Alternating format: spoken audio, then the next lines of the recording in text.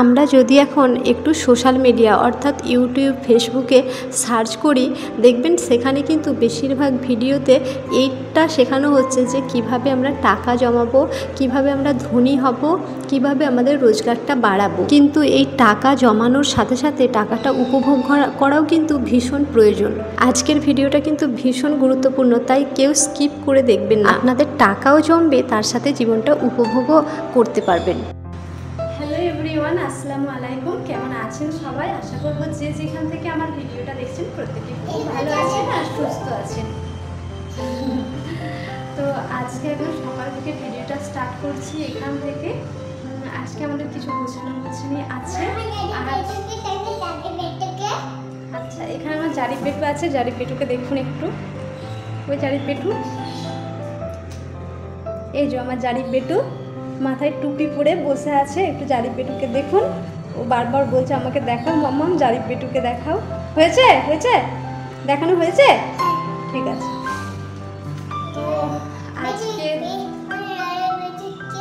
দাঁড়াও, আমি একটু কথা বলে নিই মাম্মা। আজকে 8ই আগস্ট 2025, শুক্রবার। তো আমাদের একটা জায়গা যাওয়ার আছে, তার জন্য আমরা প্যাকিং বাকি আছে। তো চলুন কিছু জিনিস প্যাকিং করে রাখবো। আজকে ভিডিওটা 2 দিন ধরে করবো। আজকে কিছু প্যাকিং করে রাখবো, আবার পরের দিন কিছু করব। তো আজকে কী কী প্যাকিং করছি চলুন সেগুলো আপনাদের সাথে শেয়ার করি। আপনাদেরকে একটা কথা বলি, জীবনে কিন্তু টাকার গুরুত্ব অপরিসীম। এই বর্তমান যুগে তো আরও বেশি, কারণ টাকা ছাড়া আমরা এক পাও চলতে পারবো না। এটা কিন্তু একদম বাস্তব সত্য কথা। আমরা কি এই বিষয়টা কখনো ভেবে দেখেছি যে টাকা জমানোর সাথে সাথে আমাদেরকে টাকাটা উপভোগও করতে হবে? আমরা কি শুধুমাত্র সারা জীবন রোজগার করেই যাব আর টাকা জমিয়েই যাব? তাহলে টাকাটা আমরা উপভোগ করব কবে? আমরা যদি একটু পিছনের দিকে ফিরে যাই তাহলে কিন্তু দেখতে পাবো আগেকার দিনের মানুষের থেকে এখনকার মানুষের আয়ু অনেকটা কিন্তু কমে গেছে। বেঁচে থাকার সময়টা অনেকটা কমে গেছে। আগেকার দিনের মানুষরা যতদিন বেঁচে থাকতো, আমরা কিন্তু এই 2025-এ দাঁড়িয়ে সেই জিনিসটা দেখতেই পাই না। খুব কম সংখ্যক মানুষ আছে দেখবেন যার হয়তো 80 বছর বা 90 বছর বয়স। তো আমাদের যে জেনারেশনটা, এই জেনারেশনের মানুষ কিন্তু 80-90 পর্যন্তও যাচ্ছে না। হয়তো আগেকার ঠাকুমা দিদিমা এই সমস্ত মানুষের মধ্যে কিছু সংখ্যক, খুব কম সংখ্যক মানুষ আপনারা দেখতে পাবেন যে 80 বছর বা 90 বছরের আছে। কিন্তু আমাদের আয়ুটা তার থেকে অনেকটা। তাহলে কি আমাদের চিরজীবন খেটে যাওয়াই উচিত, রোজগার করাই উচিত আর সঞ্চয় করা?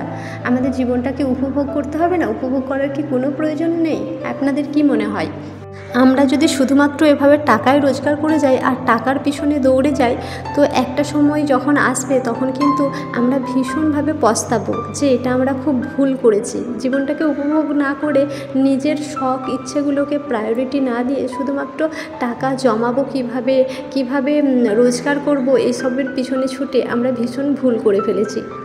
আর যেই সময়তে আমাদের মনে এই ধরনের প্রশ্নগুলো আসবে, তখন দেখবেন আমাদের কিন্তু কিছুই করা থাকবে না। আমরা তখন চাইলেও আর ঘুরতে বেড়াতে যেতে পারবো না, আমাদের লাইফটাকে এনজয় করতে পারবো না। আজকে আপনাদেরকে কয়েকটি প্ল্যান দেখাবো, যার মাধ্যমে মধ্যবিত্ত পরিবারে বা নিম্ন মধ্যবিত্ত পরিবারে যারা বিলং করছেন, তারা টাকা তো জমাবেন আর তার সাথে সাথে টাকাটা উপভোগও করতে পারবেন। অর্থাৎ ঘোরা বেড়ানো, আপনাদের শখ আহ্লাদ, এগুলোও আপনারা পূরণ করতে পারবেন। দেখুন, আমাদেরকে একটা ভ্যাকেশান প্ল্যান করতে হবে যে আমরা একটু ঘুরতে বেড়াতে যাব। এই সমস্ত শখ কিন্তু আমাদের সবার মধ্যেই থাকে। তো যখন আমরা এই টাকার দিকে তাকাই, তখন কিন্তু এই ইচ্ছেগুলো আমাদের মরে যায় যে আমাদের টাকা কোথায়, আমাদের খুব সামান্য ইনকাম, তা থেকে আমাদেরকে সঞ্চয় করতে হয়, সংসারটা চালাতে হয়। তো এই কথা যখনই ভাবি না, তখনই আমাদের এই ইচ্ছেগুলো মরে যায়। আমাদের ইচ্ছেগুলোকে আমরা আর বাস্তবে রূপ দিতে পারি না। তখন কিন্তু আমরা নিজেরাই মনে মনে ভাবি, আমরা মধ্যবিত্ত পরিবারে বিলং করি, আমরা নিম্ন মধ্যবিত্ত পরিবারে বিলং করি, তো এই শখগুলো হয়তো আমাদের জন্য নয়। এগুলো যারা প্রচুর টাকা ইনকাম করে, এই সমাজের ধনী ব্যক্তি, এগুলো হয়তো শুধুমাত্র তাদেরই জন্য। আমাদের এই সমস্ত স্বপ্ন দেখে লাভ নেই।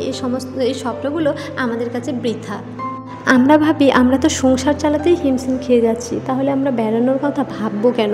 কিন্তু একটা সময় গিয়ে দেখবেন, যখন আপনার হাতে প্রচুর টাকা আছে, তখন কিন্তু আপনার ইচ্ছে থাকলেও আপনি এই শখগুলো আর পূরণ করতে পারবেন না।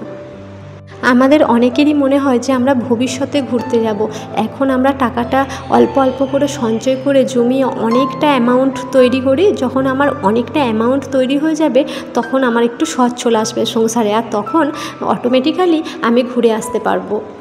কিন্তু আমরা এই ভবিষ্যৎটা পাবো তো? একটা সময় আমাদের কাছে টাকা থাকলো, কিন্তু এই ঘুরতে যাওয়ার যে শারীরিক ক্ষমতা, সেই ক্ষমতাটা হয়তো আমাদের কাছে থাকলো না। তখন আমরা কি করব? আমরা এই আনন্দগুলোকে উপভোগ করতে পারবো? সাপোজ ধরুন আপনি একটা নেকলেস দেখেছেন যেটা আপনার খুব পছন্দের, একটা বেনারসি দেখেছেন যেটাও আপনার খুব পছন্দের, কিন্তু আপনি ভাবছেন না এখন নয়, এখন টাকাটা আগে জমিয়ে নিন। দেখবেন এভাবে টাকা জমাতে জমাতে না আপনার বাড়িতে বৌমা এসে যাবে, আপনার বাড়িতে জামাই চলে আসবে। তো সেই সময়তে আপনি কি পারবেন একটা নেকলেস পরে থাকতে বা একটা বেনারসি পরে থাকতে? তখন আপনাকে দেখে এই লোক হাসি ঠাট্টা করবে যে আপনি শাশুড়ি হওয়ার পরে নেকলেস পরে বা বেনারসি পরে ঘুরছেন। বিশেষ করে যারা আমরা এই মধ্যবিত্ত পরিবারে বিলং করছি, আমাদের মানে সমাজে তো এটা ভীষণভাবে হাসি ঠাট্টার জিনিস হয়ে উঠবে। তাই বলবো সময়ের কাজ সময়ে করে নিন। যখন আপনার বয়সের যেটা খাটে সেটা আপনি তখনই করে নিন। তাই বলে এই নয় যে সঞ্চয়ের টাকা ভেঙে। আমি সবসময় বলে থাকি টাকা কিন্তু মোস্ট ইম্পর্টেন্ট একটা জিনিস, ভীষণ গুরুত্বপূর্ণ জিনিস হচ্ছে টাকা।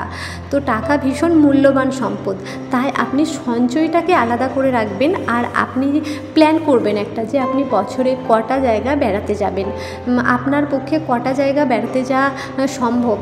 আপনি বছরে 3টে ট্যুর করতে পারবেন, না 2টো পারবেন, না 1টা পারবেন? আপনার আয় ওই অনুযায়ী কিন্তু আপনাকে প্ল্যান করতে হবে। আপনার যদি ইনকাম খুবই কম হয় তো আপনি সেখানে বছরে 1টা ট্যুরের প্ল্যান রাখুন। আর এই টাকাটাও কিন্তু আপনাকে ট্যুরের জন্য অল্প অল্প করে জমাতে হবে। তো আপনি যেমন সাংসারিক টাকা বিভিন্নভাবে আলাদা আলাদা পাটে জমিয়ে রাখেন, এটাও কিন্তু ওরকম আলাদা পাটে রাখতে হবে। আপনি সঞ্চয়ের টাকা ভেঙে কখনো বেড়াতে যাবেন না, তাহলেও কিন্তু আপনার ভবিষ্যৎ অন্ধকার। আপনি প্রত্যেক মাসে সামান্য কিছু অ্যামাউন্ট রেখে দেবেন। ধরুন আপনার ইনকামের 5% আপনি ট্যুরের জন্য রাখলেন। এটার জন্য আপনাকে একটু প্ল্যান মাফিক চলতে হবে আর আপনাকে বুদ্ধি খাটাতে হবে। আর আপনারা যদি বছরে 2টো ট্যুর রাখতে চান তাহলে এটার কিন্তু অনেকটা গ্যাপ রাখতে হবে আপনাকে। যদি ধরুন বছরের শুরুতে একটা ট্যুর করলেন, আবার বছরের শেষে একটা করবেন, কারণ আমরা তো মধ্যবিত্ত, আমাদেরকে তো এর মধ্যে থেকে টাকা জমাতে হবে, সেই জন্য আমাদের কিন্তু অনেকটা গ্যাপ রাখা প্রয়োজন। এরপরে আরেকটা প্ল্যান আপনাদের সাথে শেয়ার করি। যেমন ধরুন অনেকেই দেখবেন খাবার দাবার থেকে কিন্তু মানি সেভিং করে, মানে আমাদের যে খাবার দাবারের টাকাটা থাকে সেখান থেকে অনেকে সঞ্চয় করার চেষ্টা করে। এটা কিন্তু একদমই ঠিক নয়। আমরা যে এত হার্ডওয়ার্ক করছি, এত পরিশ্রম করছি কিসের জন্য? শুধু তো দুবেলা দুমুঠো খাওয়ার জন্য।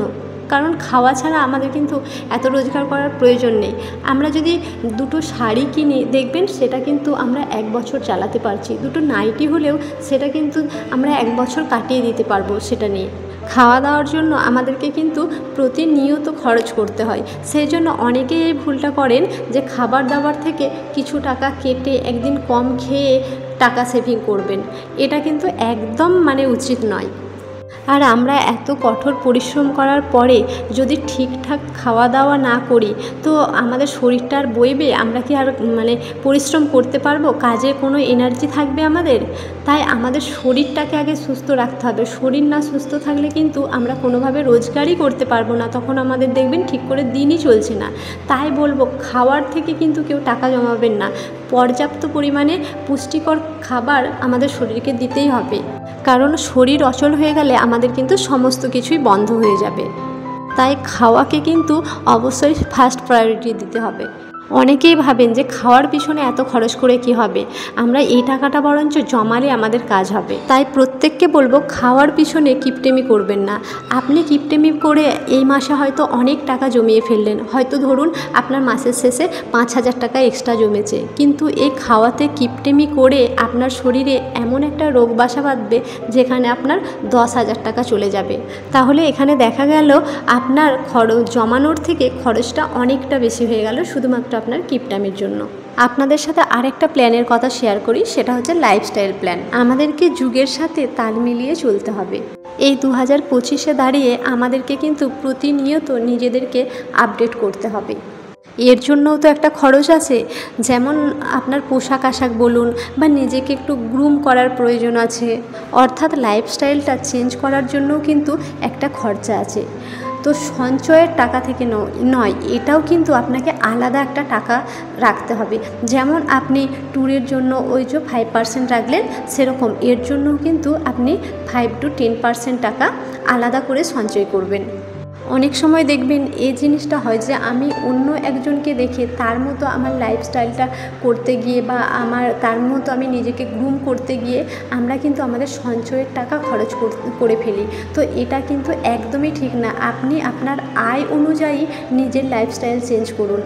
অন্যের আয় বেশি আছে, সে যেরকম করছে আপনার আয় তার তুলনামূলক অনেকটা কম, তো আপনি তো সেরকম করলে কোনো দিনই আপনি উন্নতি করতে পারবেন না, বরং এখান থেকে আপনার সঞ্চয়ের টাকা সমস্ত কিছু শেষ হয়ে যাবে। আজকের ভিডিওতে আমি যে জিনিসটা বোঝাতে চেয়েছি সেটা হচ্ছে জীবনে শুধুমাত্র টাকা জমাবো, বাড়াবো, ধনী হব, বড়লোক হব, এই চিন্তাগুলো শুধুমাত্র রাখলে হবে না। আমাদেরকে কিন্তু টাকাটা সমানভাবে উপভোগ করতে হবে আর তার সাথে জমাতে হবে। আজ তাহলে আসি, ততক্ষণ আপনারা ভালো থাকবেন, সুস্থ থাকবেন, আমাদের জন্য অনেক অনেক দোয়া করবেন।